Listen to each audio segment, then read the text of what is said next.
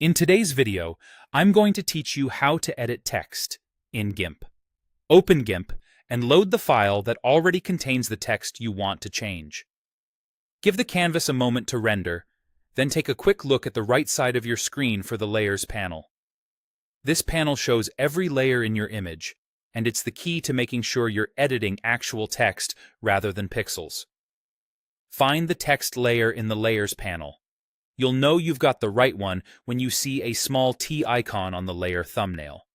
That icon means the text is still live and editable. If a layer has no T icon, that text has been flattened into an image, which means you won't be able to change the actual wording on that layer. You can still proceed with any layers that do have the T icon. Next, choose the Text tool. In the toolbox on the left, click the icon that looks like a capital A. If you prefer shortcuts, just press T on your keyboard. When the Text tool is active, you'll see its settings appear in the Tool Options area below the toolbox. Now click directly on the text on your canvas. The text box will activate, and you'll see a blinking cursor inside it. At this point, you can type to add new words, or press backspace or delete to remove what you don't want. If nothing happens when you click, double-check that you selected the correct text layer with the T icon and that the Text tool is still active. To change only part of the wording or to apply formatting to specific characters, click and drag across the letters you want to target so they're highlighted.